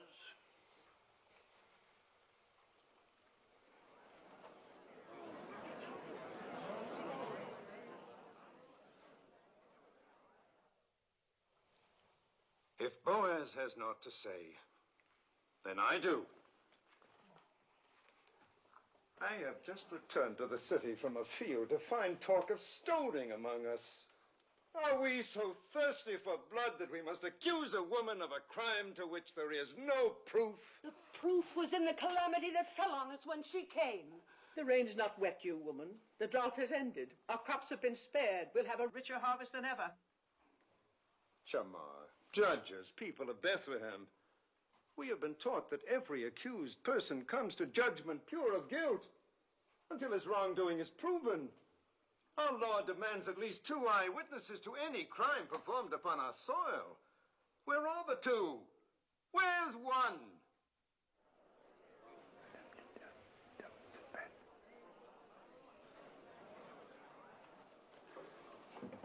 They are here. 2 eyewitnesses. You are out of our brethren of the tribe of Reuben? Yes, I am Elzar, son of Reken. And you? I am Sein, son of Kushan, also of the tribe of Reuben. Melzar and Sein, you swear a holy oath to speak in truth? We do. Then tell us, Melzar. Early one morning, we chanced by the fields of Naomi. And there, in the faint light that comes before dawn, we saw the widow Ruth leaving the house of Naomi, bearing in her arms an idol of stone. She set it on a mound and fell to her knees and worshipped. What was the idol? It was Chemosh, the god of Moab. If it was not yet light, how do you know it was Chemosh? By the flame burning in its middle. I pray you, a word to our brother from Reuben. Speak, Naomi. You are a son, as we all are sons and daughters of Jehovah. Yes. Name the 12 tribes of Israel. Am I here like some criminal to answer the questions of... The widow Naomi questions your being one of us. Answer her. Why, there's Judah, and Dan, and Reuben, and Benjamin, and Asher.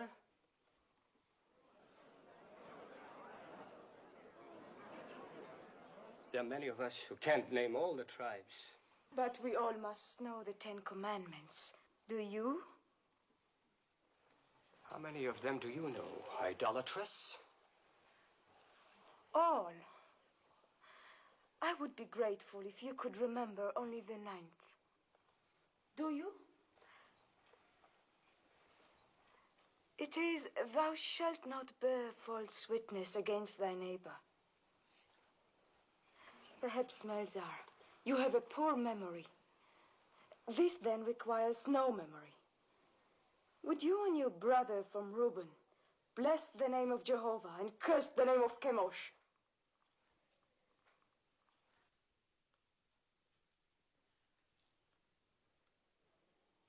Well, will you?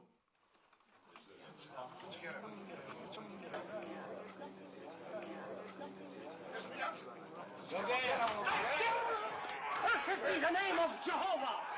Honor and glory to the name of Chemosh!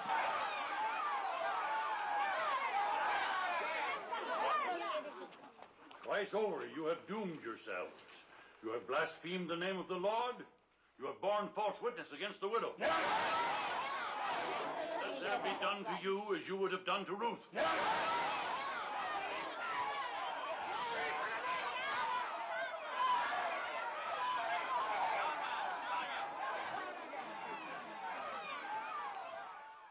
Is there any support left for the charge of idolatry against the widow Ruth? The matter is settled. Ruth shall stay among us. Those who threatened her shall ask her forgiveness, and let none molest her again. None.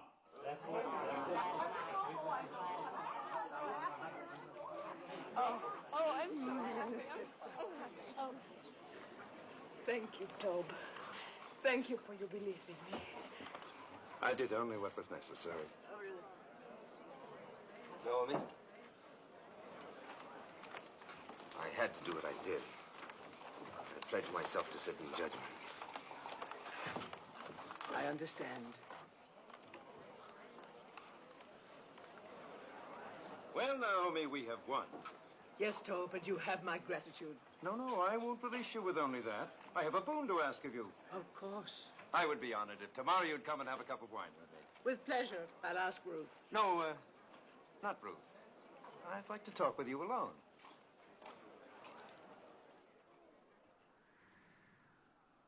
How do you know Ruth loves you? How do you know she doesn't? Is she interested in someone else? I cannot speak for her. But you are trying to. See here, Naomi. Haven't I courted her? Haven't I repaired your farm? I've sent her spices, ointments, food, clothes. She's accepted them all. I don't believe Ruth measures love by the ability to help or provide. If she did, she'd have very little use for me. Didn't I defend her when the rabble... You were eloquent. We know that, and we thank you for it. Is she fond of another man? I've told you I cannot speak for her. I think you can. All that matters is what Ruth feels. No. No, it is you. You hate me because of my contempt for your husband.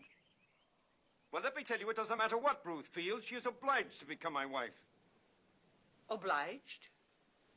Are you feigning ignorance? Or have you forgotten the Leverett law? The law that the next of kin of a deceased man has the right, even the obligation, to marry his widow?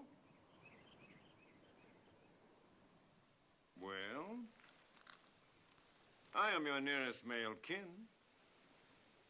So you are. Good. Then you see it.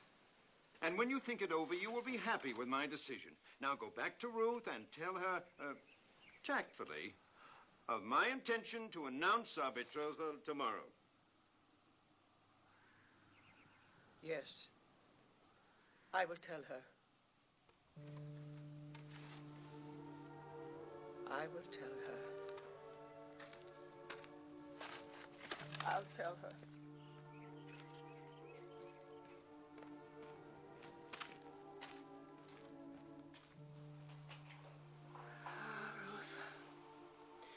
I should have remembered the Leverett law before we ever reached the banks of the Jordan. And I should have remembered Tob better.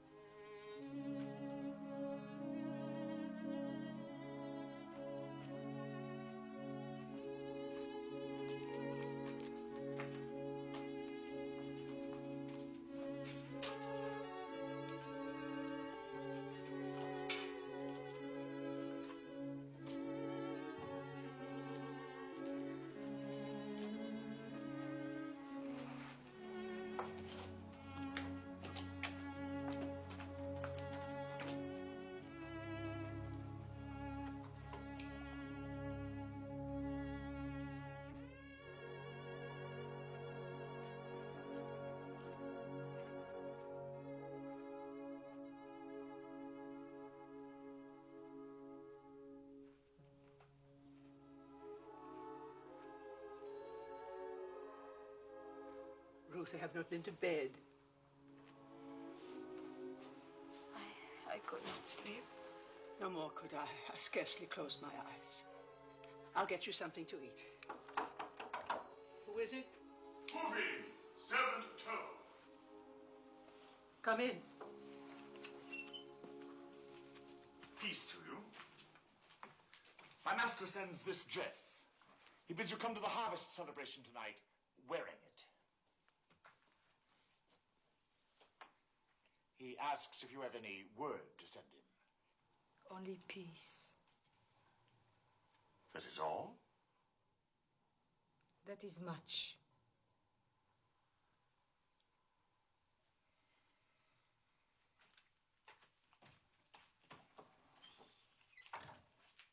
I'm not going to any celebration.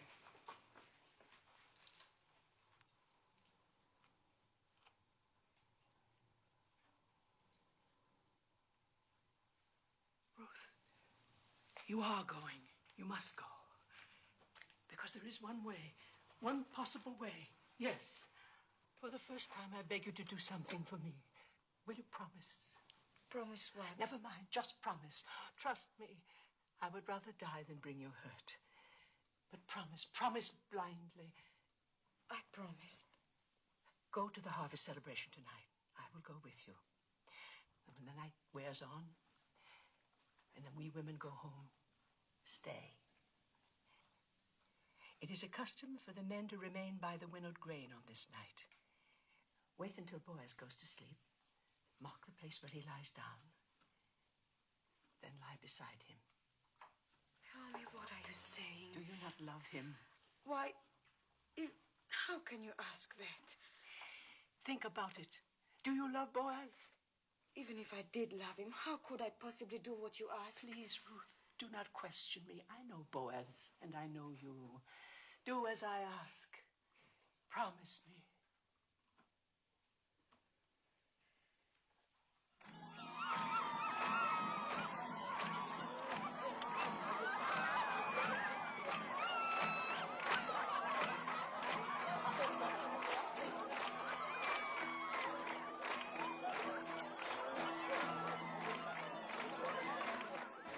is an important night for you, Master. Quiet!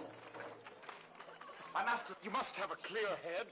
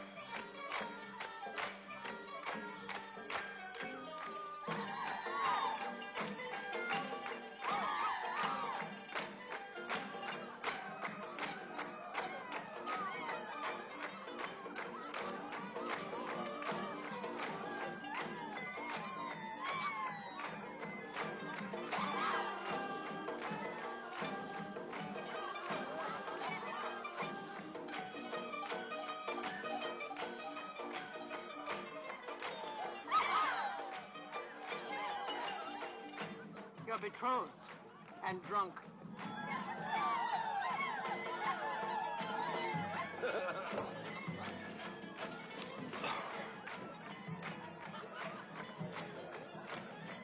Here comes my bride.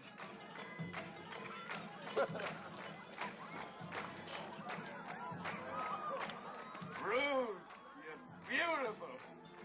I knew you'd look beautiful in my dress. Worth all the time you kept me waiting. Peace, Naomi. Well, we have something to celebrate, eh? I'm going to announce to the Council of Elders tomorrow morning that Ruth is to be my bride.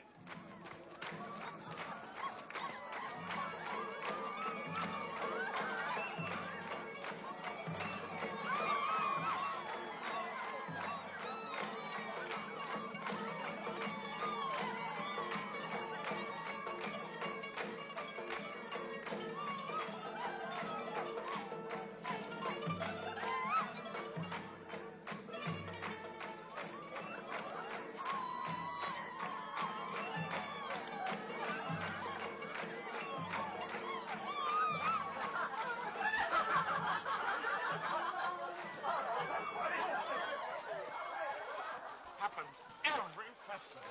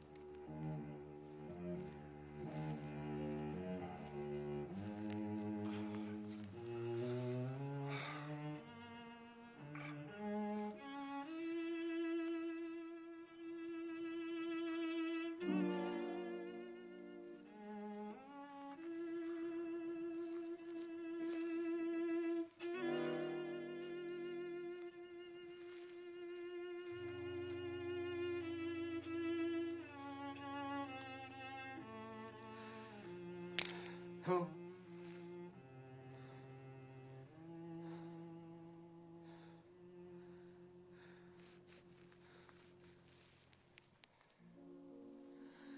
I was dreaming of you. And you are here. I wanted so much to explain. There's no need. I've always understood. I love you, Ruth. I've loved you from the day we met in my field. It must have been God's goodness that brought me to your field that day.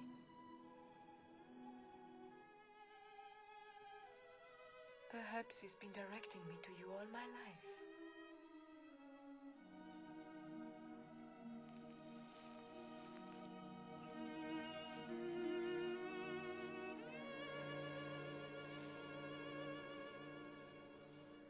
Ruth, I want you for my wife. But the Leverett law. Tob is next of kin. He's going to claim his right to me before the elders in the morning. I will get him to renounce his right. But what if he refuses? Never. He will yield. I will make it worth his while. Have no fear. If I know Tob, he will come to terms. He likes property.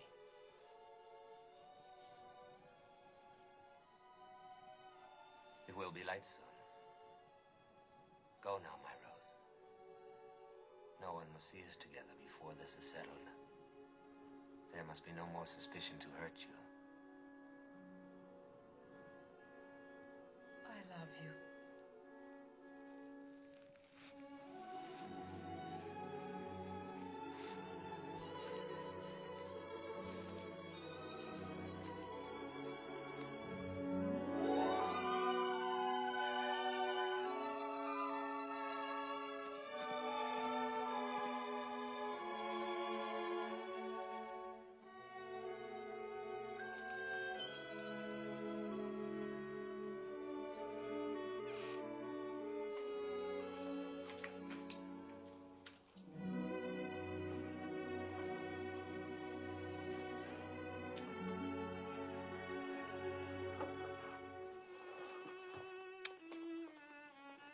He asked you to marry him.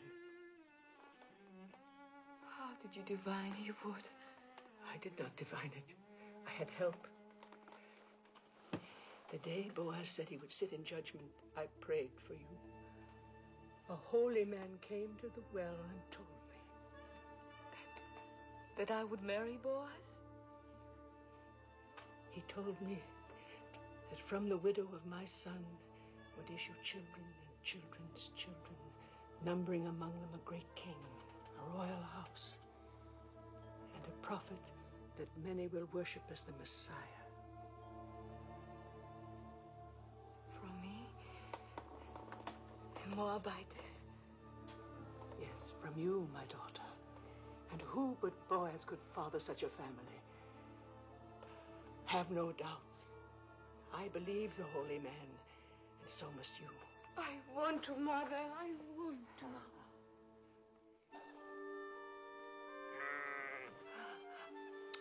Susanna will be angry with me.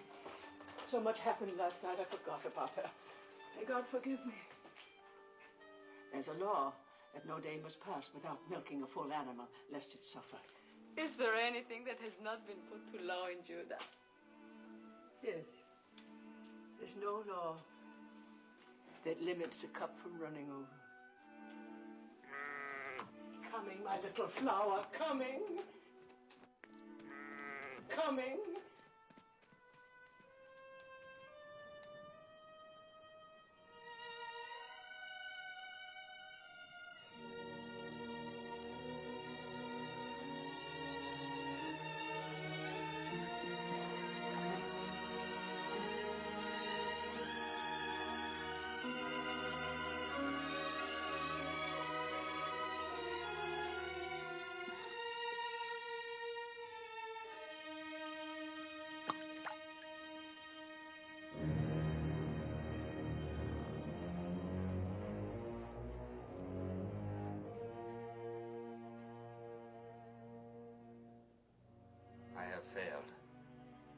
Tob will not renounce his claim. I offered him everything I own. Even now, he's announcing your marriage before the elders. No. No, it cannot be. It is. It's the law. The law. All I've heard since I came here is the law. The law. What kind of justice binds a widow to a man she can never love? The law. It is meant to be kind, not harsh. Meant to keep alive the inheritance of the dead. But for that law, I would not be here. My mother was such a widow. I know that's of small comfort to you, Ruth. If only there was some way.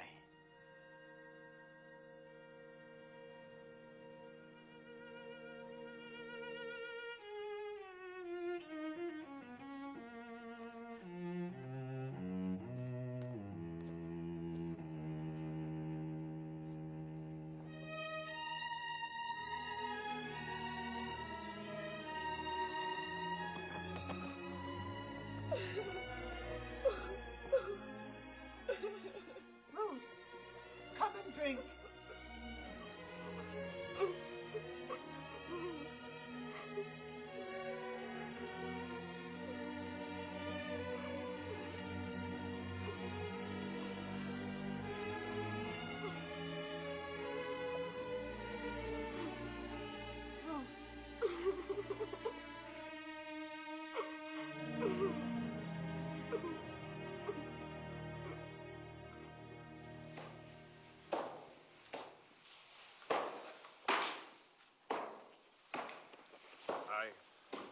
I must leave.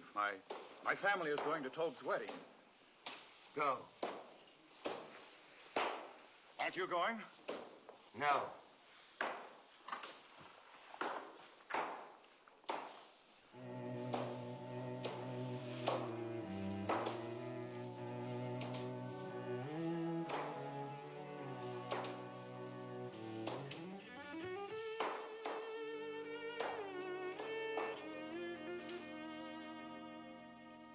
Never a thing like it in all Bethlehem. Feel like the petals of a rose. Yes. Tob manages to get only the best. God's will. But it is lovely. You are a lucky bride. Such a good man and so rich.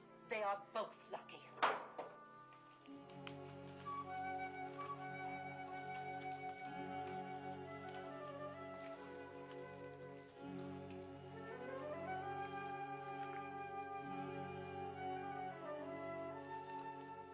Please.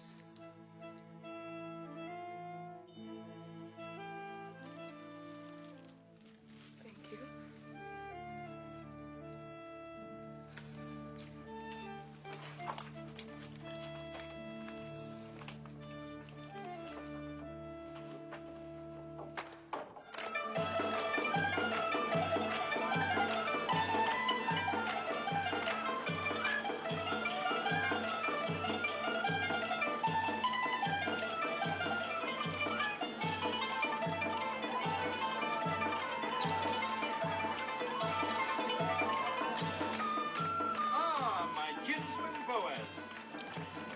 Welcome to. Welcome? I cannot tell you what satisfaction it gives me to see you here. Oh, there, wine for Boaz, wine for everybody. Eat, drink, dance, rejoice with us. For when has Bethlehem seen a more joyous day? Certainly are cheerful for a groom. I am cheerful, old Rufine. I wish I could tell every person here how my heart overflows with joy today. And as the Lord lives, I believe I will.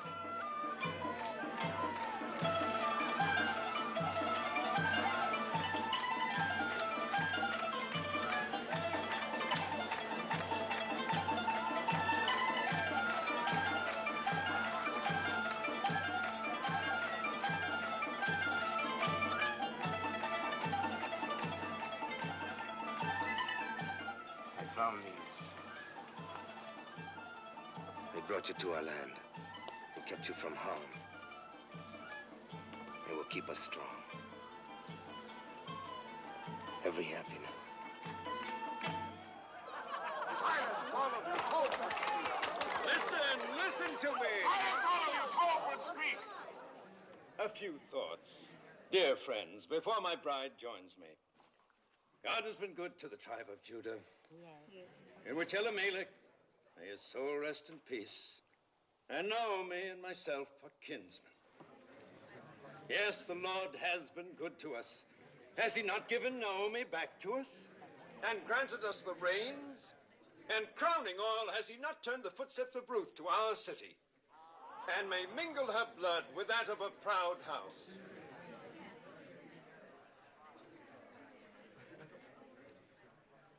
My fair bride and dear Naomi, praise for you both has just been on my lips. Speak, Ruth. Say if it is not true that your heart is in this land, that you obey our law and trust in the Lord, and honor my claim to you.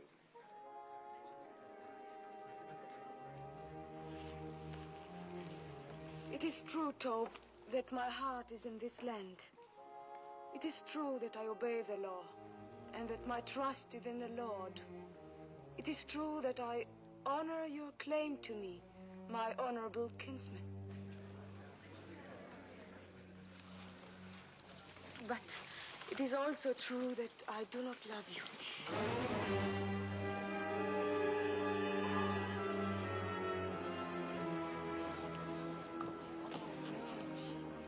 Have no fear, you will in time.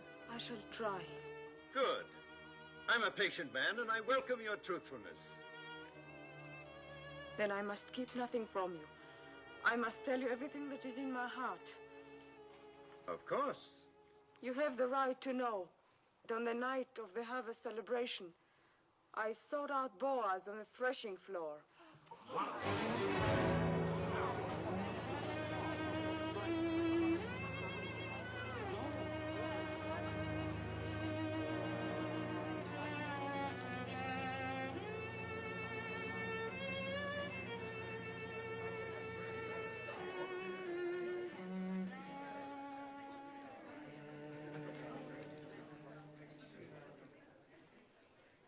As you say, woman of Moab. I have always upheld the law, and because I intend to keep on doing so, I will permit no wanton to come into my house and bear my name. Then give up your claim to her. According to the custom of our fathers, take off your shoe and give it to me as a sign of renouncement. As next of kin, I will marry her.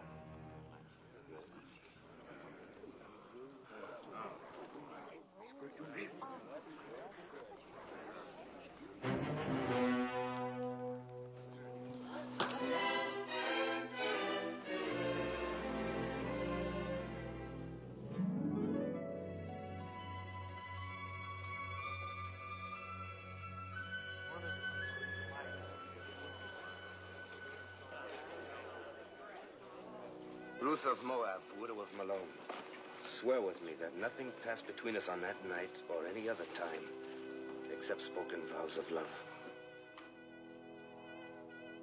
By the holy commandments, I swear it. We are without blemish in this matter.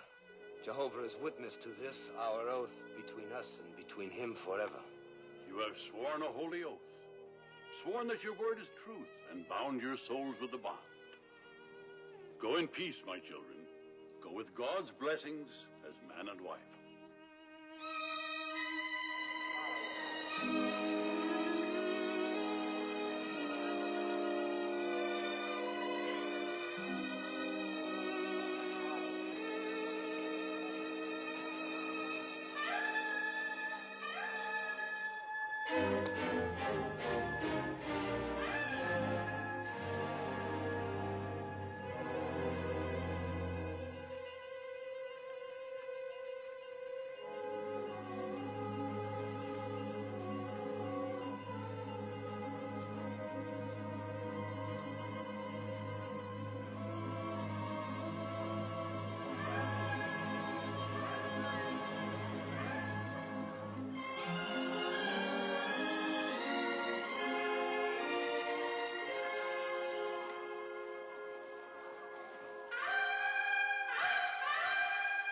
So Boaz took Ruth, and she was his wife, and she bore him a son. And Naomi took the child and laid it in her bosom and became nurse unto it. And they called the name of the son Obed, and Obed was the father of Jesse, and Jesse was the father of David, the king.